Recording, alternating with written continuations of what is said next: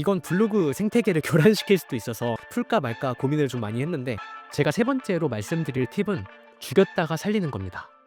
은근히 블로그 통계, 유입 안 보시는 분들이 많거든요. 그런 분들의 대부분이 방문자가 낮아서 고민이시고요. 통계를 보는 건 복잡하게 다루면 끝도 없지만 오늘은 간단하게 유입 보는 방법을 알려드릴게요. 이것만 그대로 따라하셔도 블로그 실력, 성장 속도가 한 5배는 늡니다. 정말이에요. 통계를 안 보시면서 덮어두고 하던 것만 계속 하시면 그렇게 힘만 빼다가 그만두시는 분들 제가 수도 없이 많이 봤습니다. 블로그 폭풍 성장을 위한 통계 활용법 딱 3가지로 정리해 드릴 텐데, 마지막 3번째는 어디에서도 들어보시지 못한 방법일 겁니다. 구독자님들 새해 복 많이 받으시고요. 제가 새해 선물로 드리는 거니까 잘 활용하시면 좋을 것 같습니다. 첫 번째로는 통계에 들어가서 유입을 보는 겁니다. 오늘은 진짜 핵심만 말씀드릴 거라서 자잘한 설명은 패스하겠습니다. 양해해 주시면 감사할 것 같아요. 저희가 포스팅할 때 생각했던 키워드, 그게 메인이든 서브든 제목에 들어가 있겠죠. 포스팅을 발행하고 하루 뒤에 그 포스팅의 통계, 유입에 들어가 보시면 내 포스팅으로 들어온 그 유입 경로들이 다양할 거잖아요. 그 중에 통합 검색, 모바일, PC 이쪽을 봐줍니다. 여기에서 보이는 단어들이 내 글을 본 사람들이 네이버 검색창에 어떤 단어를 입력한 후 포스팅을 클릭했는지 그 검색한 단어를 보여주는 거거든요. 나트랑 세일링 클럽 불쇼, 세일링 클럽 나트랑 불쇼, 이렇게 쭉 나와 있는 단어들을 검색했을 때 제 포스팅이 노출돼 있으니까 들어온다는 거겠죠. 이 유입 경로를 확인하는 가장 큰 이유는 제목 속에 세팅해놨던 단어들, 내가 원했던, 노렸던 키워드들이 상위 노출이 됐는지 아니면 어림도 없었는지를 피드백하는 겁니다. 근데 이건 전제가 하나 있는데요. 제목을 떠오르는 대로 막 작성한 게 아니라 키워드를 보고 상위 노출된 사람들을 보고 어떤 나만의 기준으로 그래 한번 도전해보자 했을 때 상위 노출이 됐다면 이 정도는 되는구나, 안 됐다면 다음 포스팅할 때는 눈높이를 좀 낮춰봐야겠구나 하는 실질적인 피드백이 가능하다는 겁니다. 기준 없이 제목을 정했으면 피드백 자체가 불가능한 거예요. 정리하면 유입에 들어가서 노렸던 키워드들이 잘 노출됐나를 피드백한다. 두 번째가 진짜 꿀팁인데요. 저희가 제목에 단어 하나, 키워드를 딱 하나만 넣지는 않죠. 메인 키워드로 넣어놓은 게 있을 거고, 서브 키워드로 이것도 걸렸으면 좋겠다 하는 키워드들까지 같이 넣어주는 경우가 대부분입니다. 포스팅을 발행하고 하루 정도 있다가 보니까 내가 노렸던 메인 키워드에서는 노출이 안 됐어. 근데 제목의 저 뒤에 있는 서브 키워드에서 노출이 됐는데, 그 서브 키워드를 검색했을 때도 1등으로 올라가 있는 게 아니라 한 4등, 5등 끝자락이 겨우 붙어 있어서 그걸로 조회수가 한 3, 4 정도 나오는 상황이다. 이런 상황들은 정말로 많이 경험하실 거거든요. 그때 하실 수 있는 최선의 방법입니다. 메인 키워드는 어차피 노출이 안 된 거예요. 그 키워드를 그대로 두나 제목 뒤쪽으로 빼거나 아예 지워버리거나 똑같은 상황인 겁니다. 그럴 땐 조금이라도 노출되고 있는 서브 키워드를 제목의 앞쪽으로 옮겨주고 불필요한 노출 안 된 단어들을 제목에서 정리해주는 게 좋습니다. 이 글을 한번 보시면 노출이 다 잘 돼 있지만 예를 들면 나트랑 세일링 클럽에서 노출이 안 됐고 나트랑 저녁 놀거리라는 키워드, 이거 딱 하나로만 사람들이 들어오고 있다라고 가정한다면 저는 제목을 바로 바꿔줄 것 같아요. 나트랑 세일링 클럽 불쇼 시간 메뉴 저녁 놀거리 추천, 이게 아니라 저녁 놀거리 추천이라는 단어를 앞쪽으로 빼서 나트랑 저녁 놀거리 세일링 클럽 불쇼 시간 뭐 이런 식으로 바꿔주거나, 세일링 클럽이라는 걸 검색했을 때 아예 노출이 안 됐다 그런 상황이라면 나트랑 저녁 놀거리 불쇼 미쳤네요 이런 식으로 심플하게 갈 것 같기도 하고요. 이 두 번째 팁의 핵심은 포스팅을 발행했을 때 제목 속에 여러 키워드들 중에서 어차피 죽은 키워드들을 제거해서 살아남아 있는 키워드의 연관도를 더 몰아주는 거. 그래서 4등, 5등 끝자락에 달려있던 키워드를 1등, 2등 자리로 올려주는 겁니다. 너무 꿀팁이지 않나요? 근데 놀랍게도 세 번째가 가장 꿀팁입니다. 이건 블로그 생태계를 교란시킬 수도 있어서 풀까 말까 고민을 좀 많이 했는데, 아니 이런 걸 자꾸 풀면 본인들 유료 강의 중에 넣어서 파시는 분들이 계시더라고요.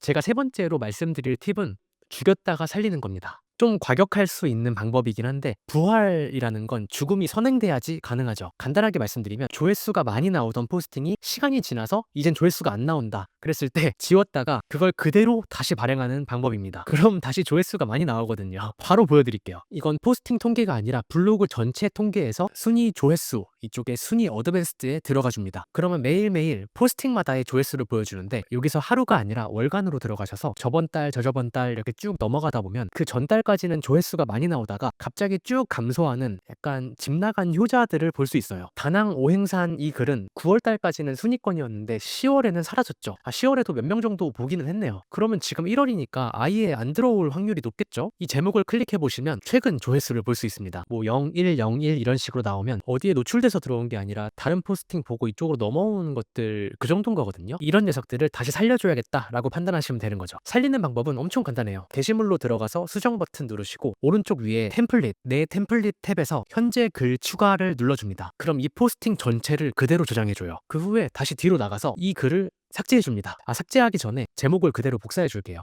다시 삭제해주고 1시간, 2시간 정도 기다렸다가 네이버에 복사했던 제목을 쌍따옴표를 넣어서 검색해보면 제 포스팅이 아예 사라졌는지 아니면 어디 끝자락에도 남아있는지 확인이 가능한데 어쨌든 내 글이 아예 사라질 때까지 기다리는 거예요. 이게 안 사라졌는데 제가 똑같은 걸 또 발행하면 유사문서로 부딪히게 되니까 저는 사라진 걸 확인했으니 템플릿을 불러와서 그대로 발행을 해보겠습니다. 그러면 다시 최신성 점수가 빵빵한 채로 인기글이라든지 아니면 예전에 노렸던 스마트 블록이 살아있다면 그 스블에 올라갈 수 있는 가능성도 엄청 높아집니다. 근데 여기서 포인트를 하나만 더 추가하면 다낭 오행산이라고 검색했을 때 지금 현재 블로그 포스팅이 어떤 식으로 나오는지 봐주시는 건데요. 스마트 블록이 나온다면 거의 한 4, 5개월 지났으니까 바뀌었을 수 있잖아요. 그 블록 키워드에 맞춰서 글을 작성해 주는 겁니다. 먼저 스마트 블록 개념의 인기글이 나오는데 이쪽도 가능성이 높을 것 같긴 한데 실패할 수도 있잖아요. 그걸 생각해서 제목 뒷부분에 넣을 서브 키워드들 스마트 블록 중에 뭐가 있나 스크롤을 내려서 봐주는 겁니다. 다낭 오행산 짐이라는 스마트 블록이 있네요. 그럼 제 포스팅의 제목에도 짐이라는 글자를 넣어주는 겁니다. 사실 기존에 이 뒤쪽에 나열된 단어들이 이전 스마트 블록들을 노리고 넣은 단어들인데 지금은 다 사라져서 지워도 되지만 또 언제든 생길 수 있는 스마트 블록 단어이기도 하고 이 각각의 키워드로도 검색하는 사람들이 꽤 있을 거라서 저는 짐만 추가해서 빠르게 발행을 해볼게요. 당연히 본문 내용에도 짐 보관 관련된 내용을 추가해 줘야겠죠. 간단합니다. 서론에서 짐 한번 언급해주고 중간에 적당한 부분에 짐 보관에 대한 정보를 적어주는데